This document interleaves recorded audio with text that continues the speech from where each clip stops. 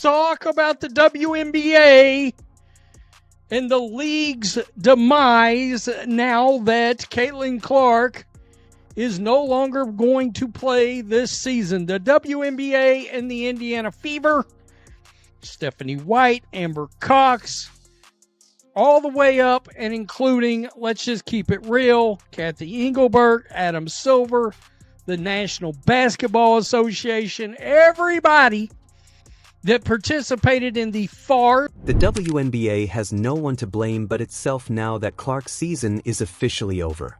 A quad strain in May sparked a series of groin pains in June and July, which finally led to a bone bruise in August. Her body disintegrated piece by piece. For one athlete, losing Clark is more than just an unpleasant setback. The league as a whole is in ruins due to poor officiating, poor management, and the constant physical abuse of its best player.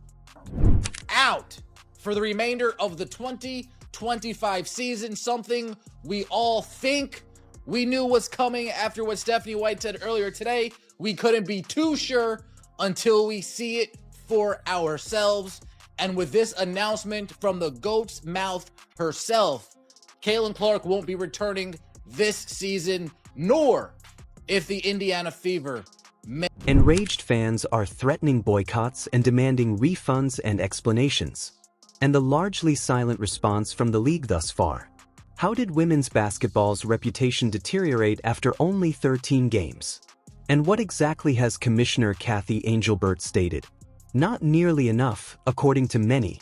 How many times did referees look straight ahead while Clark was knocked off balance, pushed into a screen, or grabbed by her jersey, then act as like nothing had happened?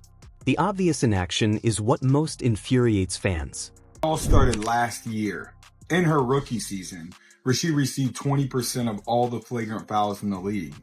And most of them came from Angel Reese in the Chicago Sky. And these weren't basketball plays.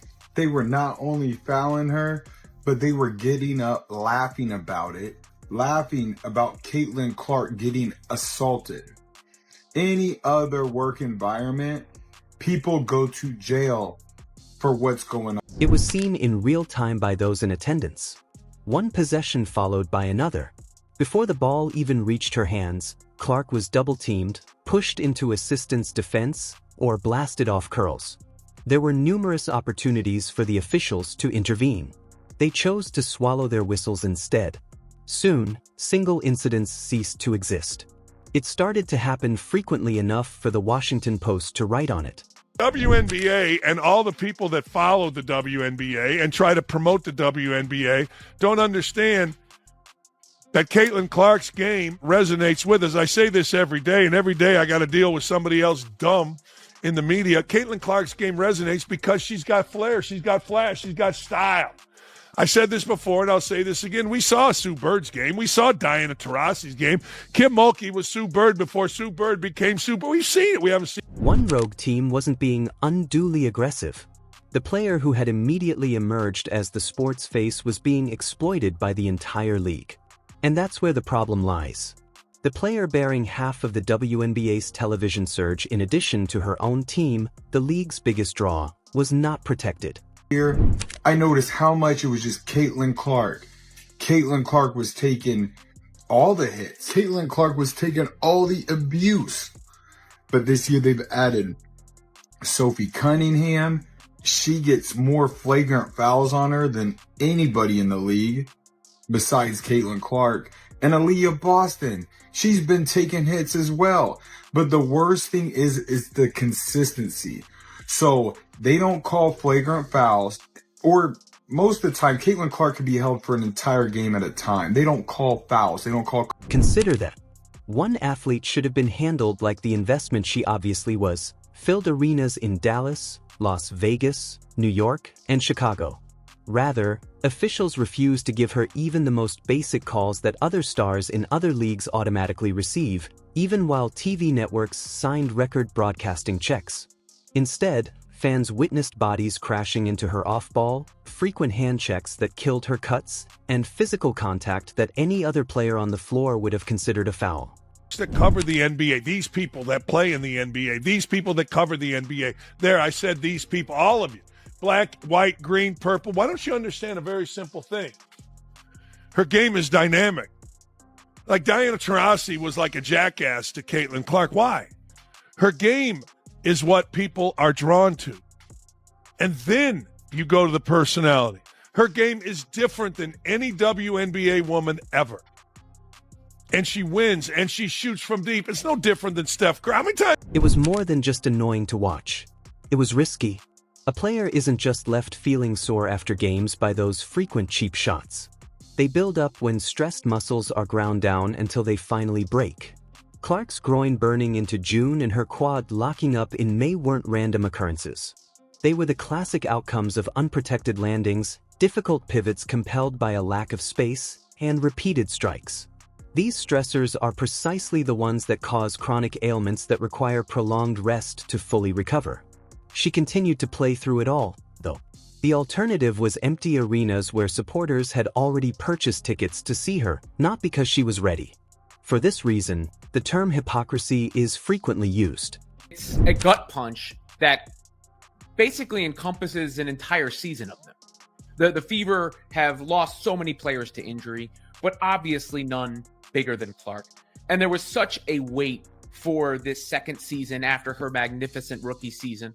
And then, the anticipation of her possibly coming back, only for that not to happen, takes a lot of air out of the room, obviously takes a lot of energy out of the fans, and is a devastating blow for not just the Fever and the WNBA. Record-breaking ticket sales, soaring retail sales, and endorsement deals directly related to Clark's name were all talked about by the WNBA. However, they behaved as though she were just another rookie when it came time to perform the most basic task, protecting the player who was the reason for that growth. She wasn't present. Not only did letting her get beaten night after night affect individual games, but it also jeopardized the season's stability. Here's the question. When your golden goose stops playing, what happens?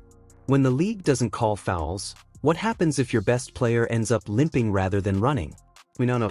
A two-time All-Star and the 2024 WNBA Rookie of the Year has been sidelined suffering a right groin injury during the Fever's 87-77 win over the Connecticut Sun on July 15th. If you guys remember that game, Caitlin Clark put the team on her back in the winding minutes to give the Indiana Fever that lead. Clark also suffered a bone bruise at a later date during her recovery process. The officials' carelessness affected more than simply one box score. It prepared the audience for Clark's collapse at the end of the season. Furthermore, the consequences were not limited to the court. It expanded like a wildfire.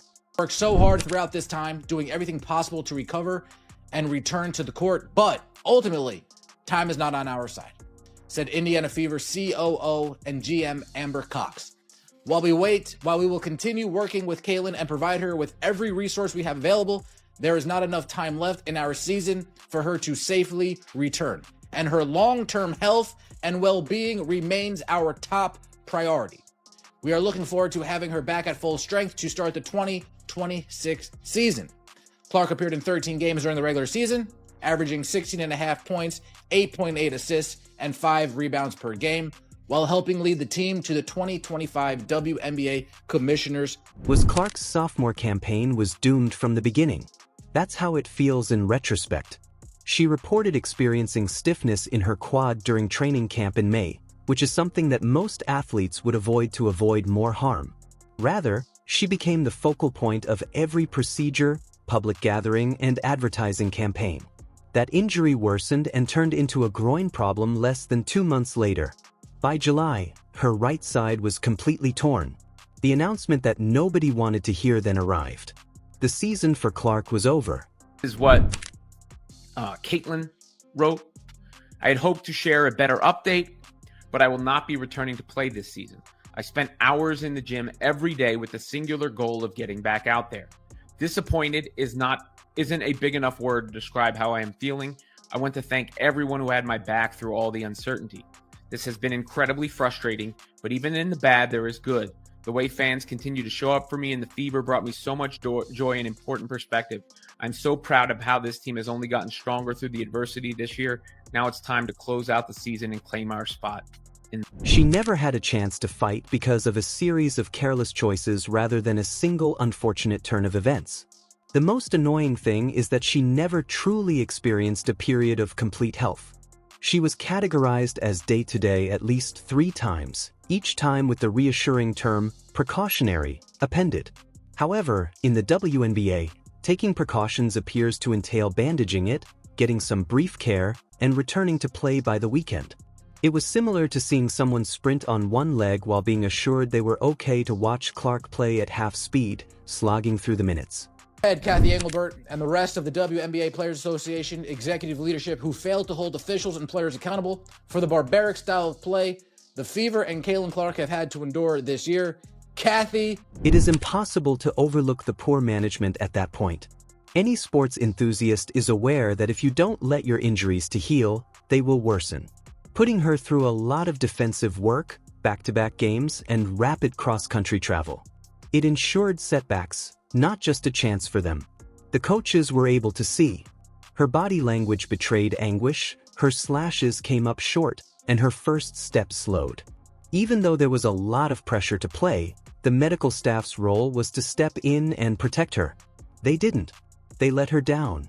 Players and coaches over the last few days have complained without being fine-worthy about officiating. I just want to see about your thoughts on if officiating is an issue and how it can be improved. It's clear there seems to be problems or disconnect between what players and coaches feel and what officials are actually. As fans anticipated seeing her on the floor, stadiums advertised away games that were centered around her, and tickets were in high demand.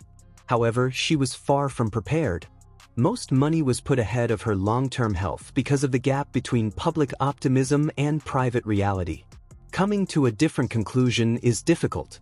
She had to fill seats because of the fever. She was required by the league to boost TV ratings. Despite the warning signals glowing bright red, no one used the brakes. Consequently, Clark survived a single freak accident. A season-long spiral of poor decisions caused her to fall apart over 13 games. Additionally, fans received proof that anything was wrong when Engelbert officially addressed Clark's season-ending injury. Fan of sports for 60 years now. I know that, no one's ever happy with officiating. All sports deal with it, but we're working hard to make sure we're putting the best product out on the court, and our officiating then follows that. They received a well-crafted PR statement, sanitized optimism, and a hint to progress instead of a commissioner who had to deal with the gravity of the league's worst health crisis in years. However, there was no mention of officiating failings or accountability for the lack of player protection. That was the real sting.